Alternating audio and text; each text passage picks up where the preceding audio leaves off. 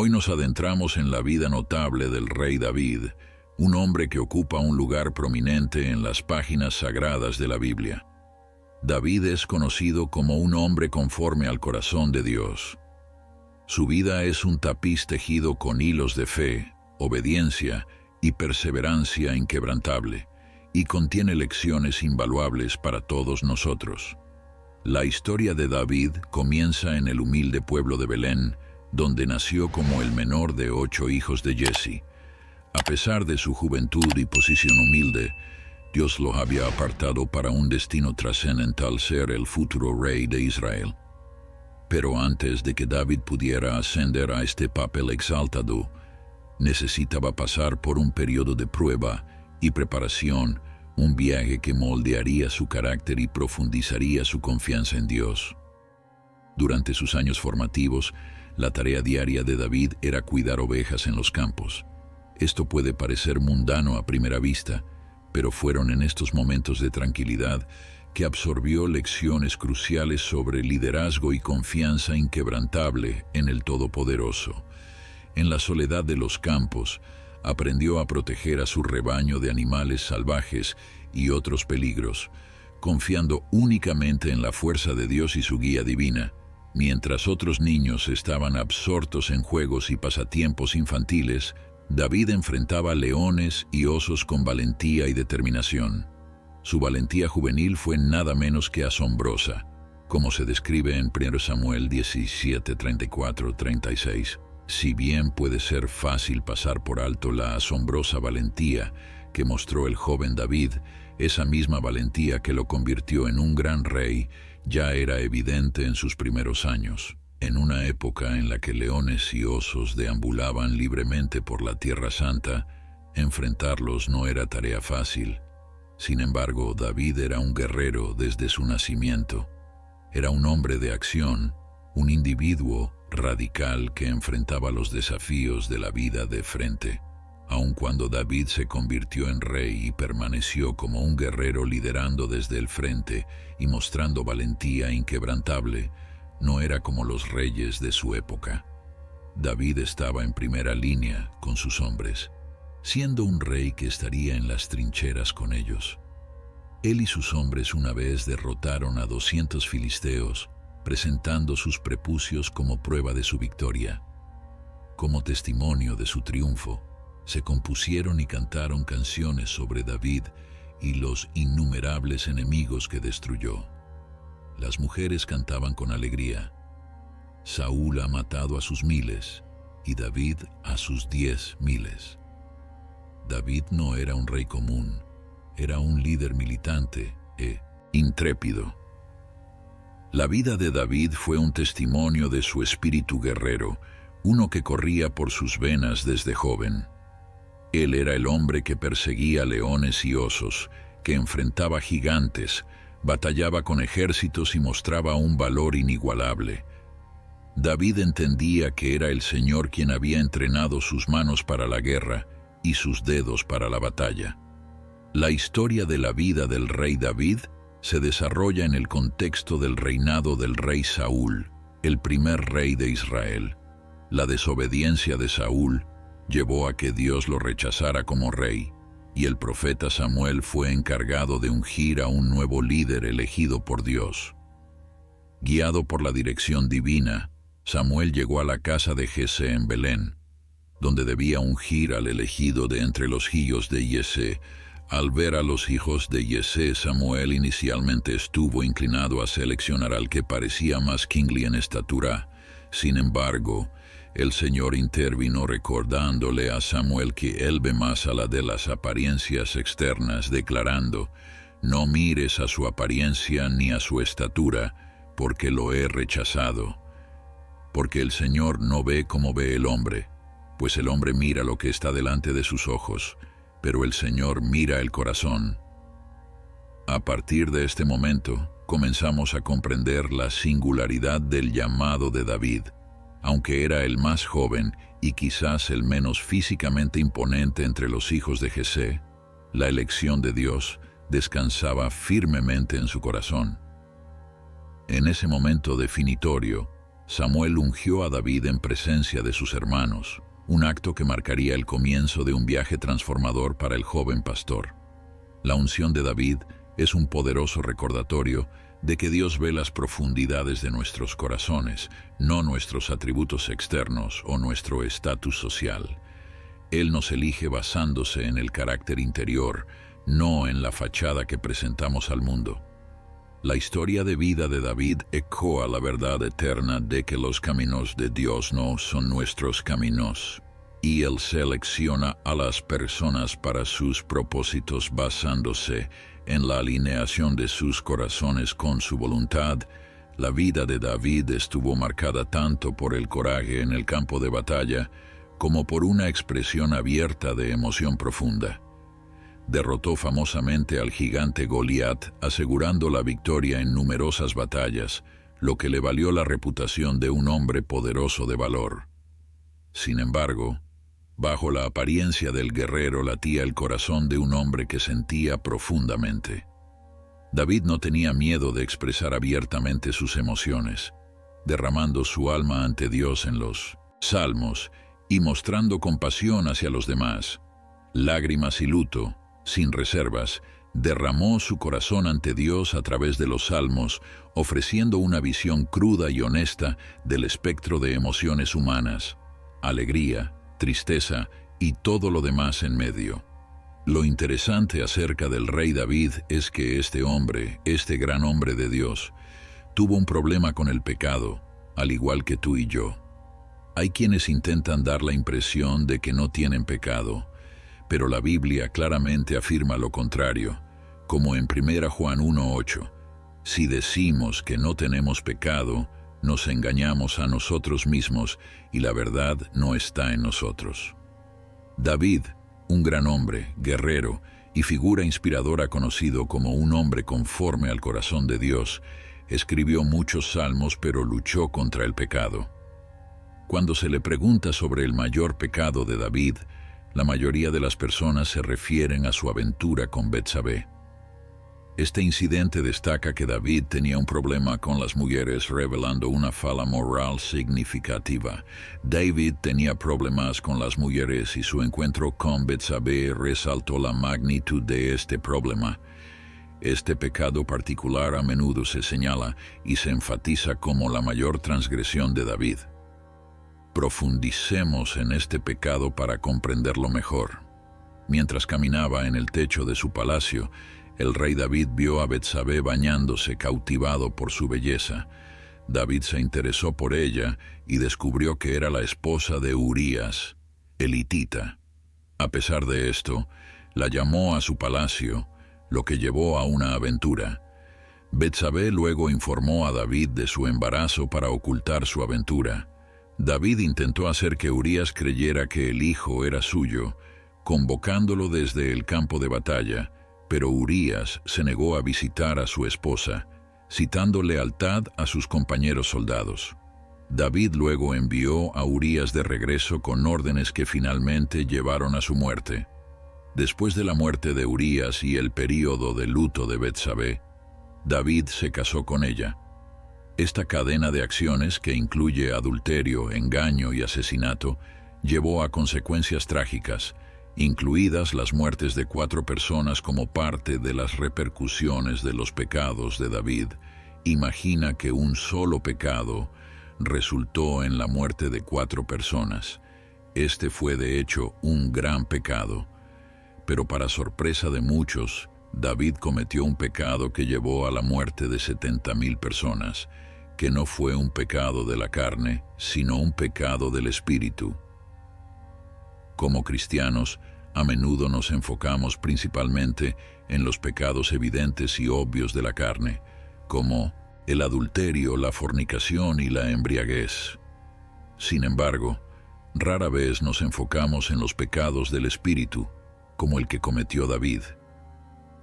Las repercusiones de este pecado resultaron en un alto número de bajas, lo que destaca la importancia de reconocer y abordar todos los tipos de pecado, no solo los más visibles o físicos. Crónicas 21.1 nos dice que Satanás se levantó contra Israel y provocó a David a que contara a Israel. A pesar de la reticencia de Joab, su comandante, quien percibió que era una mala idea, David ordenó un censo de Israel y Judá. Es interesante notar que incluso con la reputación cuestionable de Joab y su historial de malas acciones, él mostró más sensatez que David en esta situación. Sin embargo, David insistió y el censo se completó con los números informados a él. El pecado en este acto fue el orgullo de David y su confianza en la fuerza militar, en lugar de confiar en la provisión y protección de Dios. Contar al pueblo, probablemente para el reclutamiento militar o la recaudación de impuestos, fue verdaderamente una falta de fe en Dios y una muestra de orgullo por parte del rey David. Dios estaba disgustado con esto, por lo tanto, golpeó a Israel. David confesó su pecado ante Dios, reconociendo su gran error.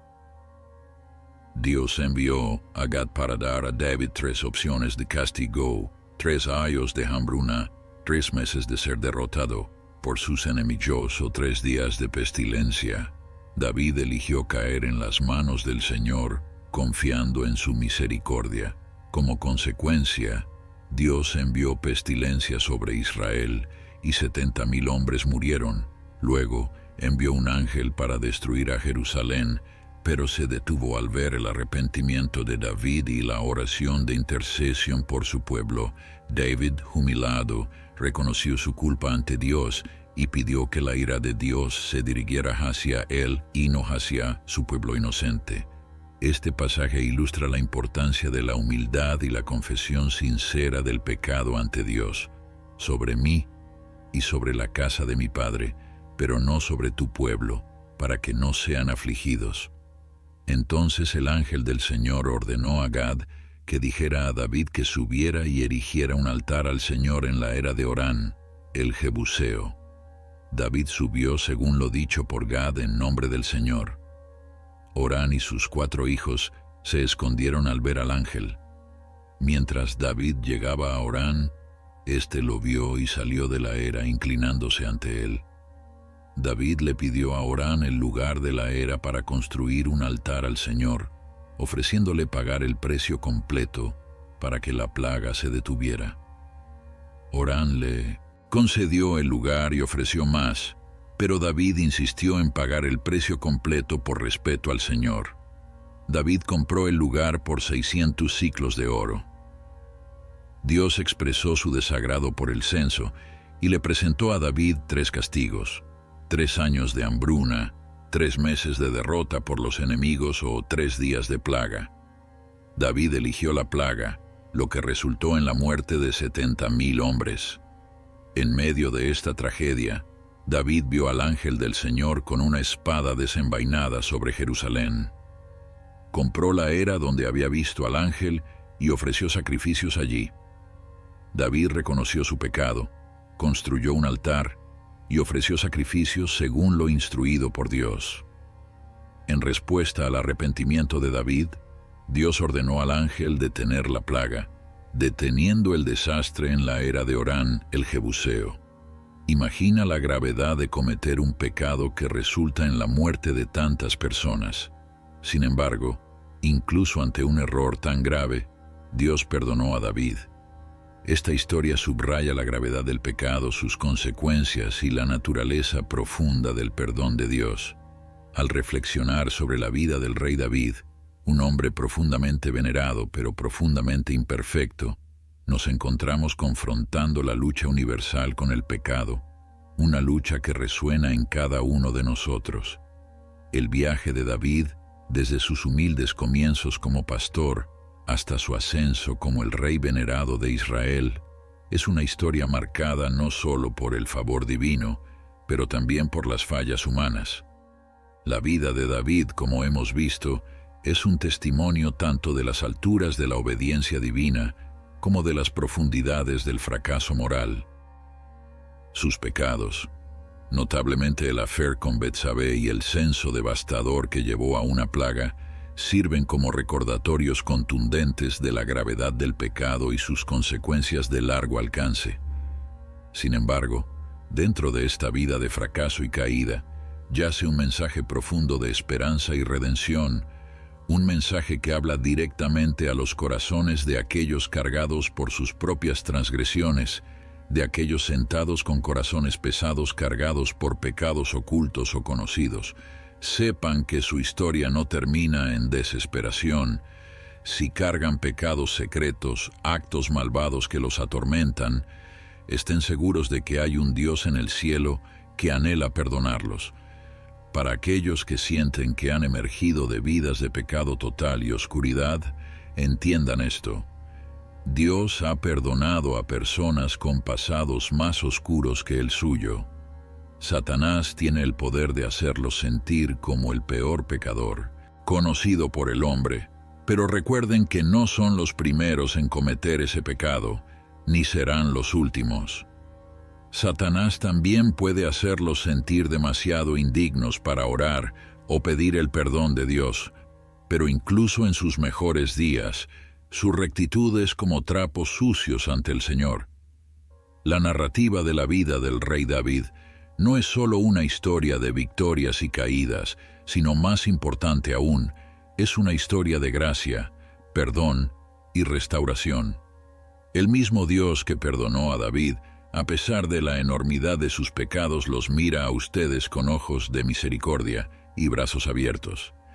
En las profundidades del fracaso de David, cuando el peso de su pecado parecía insuperable, se volvió a Dios con un corazón contrito. Fue en su reconocimiento de sus transgresiones y su sincera súplica de perdón que presenciamos la misericordia infinita de Dios. Este es el meollo de nuestro mensaje hoy. Ningún pecado es demasiado grande, ningún pasado es demasiado oscuro para el poder redentor del amor de Dios. Si se encuentran luchando con la culpa, encadenados por las cadenas de errores pasados, recuerden que no están más allá del alcance de la gracia de Dios. El mismo Dios que restauró a David, que convirtió su lamento en danza y lo vistió de alegría, está listo para hacer lo mismo por ustedes. No están destinados a la desesperación eterna, son hijos de un Dios perdonador, un Dios que se deleita en convertir cenizas en belleza. Tengan ánimo en la verdad de que el amor de Dios no es condicional a nuestra perfección. Su perdón no es un premio otorgado a los perfectos, sino un regalo dado libremente a aquellos que lo buscan. Como David, ustedes también pueden encontrar consuelo en el abrazo amoroso del Padre, un refugio donde sus pecados son lavados. Tu alma es renovada y tus pecados son lavados. Ningún pecador es demasiado oscuro, ya sea asesinato, mentira, engaño, impureza, orgullo, envidia, avaricia, ira, pereza, glotonería, codicia, fornicación, adulterio, inmoralidad sexual, chismes, fraude, murmuración o cualquier pecado que hayas cometido. Dios puede perdonarte. Un aspecto interesante de la historia del rey David es que el lugar donde compró la era se convirtió eventualmente en la ubicación del templo. ¿No es sorprendente? David cometió dos pecados significativos: su aventura con Betsabé, que eventualmente llevó al nacimiento del sabio rey Salomón, y el pecado de contar al pueblo. Como resultado del pecado del censo, adquirió el territorio para construir el templo que Salomón construiría más tarde. Dos consecuencias del pecado se unieron, resultando en el primer templo en Jerusalén, donde el pecado abunda, la gracia abunda aún más. Salomón construyó el primer templo en Jerusalén, también conocido como el Templo de Salomón, el primer templo santo de los antiguos israelitas. Solo el Dios al que servimos puede traer algo tan maravilloso del pecado. Solo Dios puede convertir al pecador en santo. Solo Dios puede convertir un desastre en milagro. Solo el Dios al que servimos puede perdonar tus pecados en este momento donde el pecado abunda, la gracia abunda aún más. Al cerrar este capítulo en la vida de David, levemos con nosotros la verdad perdurable del carácter inmutable de Dios, un Dios de segundas oportunidades, un sanador de espíritus rotos, un Dios que deja a las 99 para encontrar al uno, un redentor de almas perdidas. En Él encontrarás perdón, en Él encontrarás paz y en Él encontrarás la fuerza para levantarte de nuevo incluso cuando hayas caído. Donde el pecado abunda, la gracia abunda aún más. Odia el pecado y ama a Dios. Odia el pecado y ama a Dios. Salmo 91:1 dice: El que habita al abrigo del Altísimo morará bajo la sombra del Todopoderoso. Bajo la sombra del Todopoderoso hay algunas cosas que no pueden sucederle a un hijo de Dios, y voy a enumerar algunas de estas cosas. No puedes maldecir lo que Dios ha bendecido. No puedes separarme o separarte del amor de Dios. No puedes arrebatar mi salvación o tu salvación. Echemos un vistazo al punto número 1. No puedes maldecir lo que Dios ha bendecido. Es difícil encontrar un sermón sobre maldiciones en el cristianismo moderno, pero la Biblia nos revela que las maldiciones son reales. En nuestra sociedad moderna, si observas, hay un aumento en la brujería y las prácticas ocultas. Hay tantos programas de televisión, películas y franquicias centradas en la brujería que prácticamente es parte de nuestra sociedad. La gente ya no cree que las maldiciones sean reales. Nos hemos desensibilizado a las maldiciones, brujerías y hechizos en la cultura actual. La Biblia habla de maldiciones y nos asegura que nosotros, como hijos de Dios, estamos protegidos. No sabes en qué cosas está metida la gente. Puedo decir esto con certeza. Estoy seguro de que a lo largo de tu vida, múltiples personas han intentado maldecirte de una forma u otra. No seas ingenuo al pensar que todos te quieren o te aman. Hay personas que te sonríen en la cara pero te odian internamente. No seas ingenuo, como dice Proverbios 26:2. Como el gorrión en su vagar, como la golondrina en su vuelo, así la maldición sin causa no vendrá. Esto significa que las maldiciones hechas contra personas inocentes no tienen efecto. No puedes maldecir lo que Dios ha bendecido. El simple hecho de que hayas nacido de nuevo significa que estás bendecido más allá de medida. Ningún demonio en el infierno puede tocarte. Satanás mismo no puede tocarte. Ninguna fuerza espiritual puede interferir en tu vida a menos que Dios lo permita. ¿Recuerdas en el libro de Job cómo Satanás conocía exactamente quién era Job? Sabía todo sobre Job. Conocía su casa, su familia, sus posesiones. Satanás había observado a Job, pero no pudo hacer nada contra él. ¿Por qué? Job 1:10 dice: ¿No has hecho tú una valla alrededor de él y de su casa y de todo lo que tiene en derredor? Dios había puesto una valla de protección alrededor de él. Dios no hace acepción de personas. Si estaba protegiendo a Job, también te está protegiendo a ti. Hay una valla de protección real y tangible alrededor de tu vida. Esto no significa que nunca te sucederá algo negativo. Vivimos en un mundo caído e imperfecto, y por esta razón, cosas negativas le sucederán a todos porque esa es la naturaleza de este mundo. Por ejemplo, perder a un ser querido es una experiencia negativa en la vida de alguien, pero eso no significa que no haya una valla de protección alrededor. Esa es la naturaleza del mundo.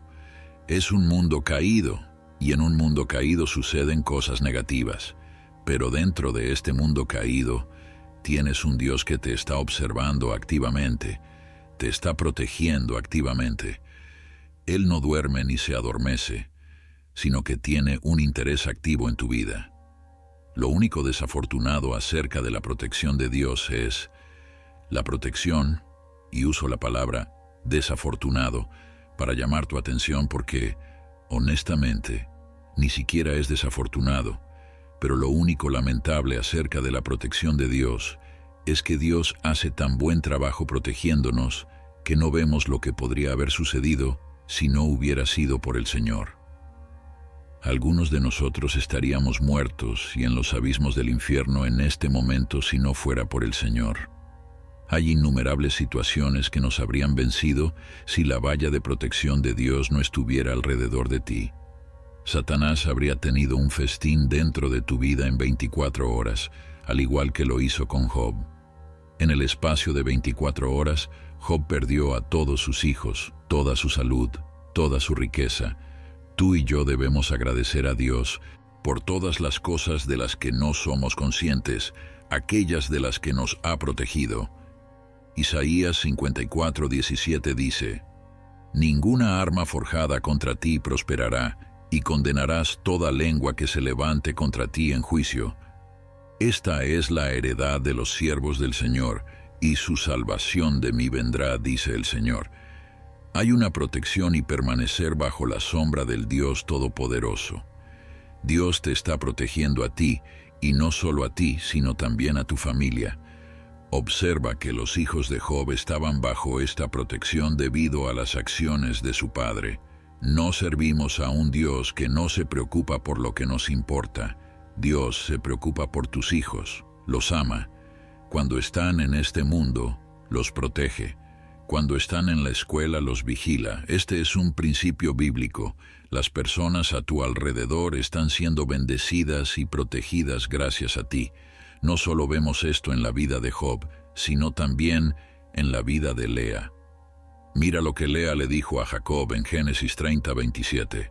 Y Lea le dijo: Rogué con ímpetu a Dios por ti, y Dios me ha concedido lo que pedí. En otras palabras dijo: he aprendido que Dios me ha bendecido por tu causa. Un esposo incrédulo puede no saber que todas las cosas maravillosas que están sucediendo en su vida y en su hogar es porque tiene una esposa creyente que ama al Señor. Tus hijos podrían estar floreciendo gracias a ti. Dios se preocupa por tus seres queridos. No puedes maldecir lo que Dios ha bendecido, y si eres un hijo de Dios estás bendecido más allá de medida. No. Número 2. No puedes separarme ni separarte del amor de Dios. Romanos 8:38-39 dice: por lo cual estoy seguro de que ni la muerte ni la vida, ni ángeles, ni principados, ni potestades, ni lo presente, ni lo porvenir, ni lo alto, ni lo profundo, ni ninguna otra cosa creada, nos podrá separar del amor de Dios, que es en Cristo Jesús, Señor nuestro. Pablo no quiere que sus lectores sientan ni un ápice de inseguridad acerca del amor de Dios por ellos en Cristo. Deja de sentirte inseguro en tu relación con Dios. ¿Realmente Dios me ama? ¿De verdad lo hace? Pablo nos destacó que no deberíamos sentirnos inseguros en absoluto sobre nuestra relación con el Señor. Este es el punto al que todos necesitamos llegar: saber que soy amado por Dios. Estoy persuadido de que Dios me ama. Aquí es donde necesitas llegar. Estoy convencido de que Dios me ama. Aquí es donde necesitas llegar. Estoy seguro de que Dios me ama. Este es el punto al que necesitas llegar. Si cada ángel que existe, y sabemos que son innumerables, se reunieran y señalaran con el dedo a Dios y le dieran el ultimátum de dejar de amarte, Dios te elegiría a ti. Dios está de tu lado. Dios quiere lo mejor para ti. Dios no está enojado contigo. Dios no está en tu contra. Dios está a favor de ti. Deja de pensar que Dios está en tu contra. Si Dios estuviera verdaderamente en contra de ti, hermano, lo sabrías, porque estoy persuadido de que ni la muerte ni la vida, ni ángeles, ni principados, ni potestades, ni lo presente ni lo porvenir, absolutamente nada, ya sea natural en esta tierra o sobrenatural del cielo o el infierno, podría hacer que Dios dejara de amarnos. Ni la altura, ni la profundidad, ni ninguna otra criatura podrá separarnos del amor de Dios que está en Cristo Jesús nuestro Señor. No puedes, número 3, porque estoy morando en el lugar secreto. No puedes arrebatar mi salvación. Juan 10:27-28 dice: mis ovejas oyen mi voz, y yo las conozco, y me siguen, y yo les doy vida eterna, y no perecerán jamás, ni nadie las arrebatará de mi mano. Gracias a Dios, mi salvación no está en manos de nadie más que en las suyas. Mi vida está en sus manos. Mi salvación está en sus manos. Mis esperanzas están en sus manos. Mis sueños están en sus manos. Nadie, ni una sola persona, puede arrebatarme de sus manos. La sombra de Dios es un lugar de protección perfecta. La vida tiene sus tormentas, tiene sus luchas, tiene sus experiencias dolorosas, pero podemos encontrar paz perfecta en la sombra de Dios. Ningún mal puede abrumarte cuando habitas bajo la sombra del Señor. Aunque vengan desafíos, siempre saldrás victorioso de ellos. La promesa de Dios en Isaías 40:2 es para aquellos que moran bajo su sombra. La promesa dice: cuando pases por las aguas, yo estaré contigo, y si por los ríos, no te anegarán, no serán inundados. Cuando pases por el fuego, no serás quemado, ni la llama te abrasará. Así como el pueblo de Israel enfrentó enemigos físicos y espirituales, nosotros también enfrentamos enemigos en nuestra vida diaria. Isaías 54:17 dice: ninguna arma forjada contra ti prosperará, y condenarás toda lengua que se levante contra ti en juicio. Esta es la herencia de los siervos del Señor, y su justicia es de mí, dice el Señor. ¿Qué significa realmente Isaías 54:17? Significa que el Señor no permitirá que las armas formadas contra sus hijos prosperen. En otras palabras, el objetivo de esa arma formada contra ti no se cumplirá, no tendrá éxito en su misión. Observa cómo la palabra de Dios menciona el hecho de que se formarán armas. En otras palabras, puedes enfrentar algunas pruebas y batallas, pero esas batallas no destruirán ni cumplirán el plan del diablo en tu vida. Dios no se ha dormido en el trabajo. Dios nunca duerme ni se adormece. Él está vigilando. A veces esto significa que el Señor quita el arma de la mano del enemigo de sus hijos. A veces significa que Dios permite que el arma golpee, pero produce un bien mayor que el dolor del golpe inmediato. ¿No es asombroso que sirvamos a un Dios que puede convertir las situaciones malas en las mejores cosas que te han pasado? ¿No es asombroso que Dios sea un Dios que puede convertir situaciones malas en buenas y buenas situaciones en mejores?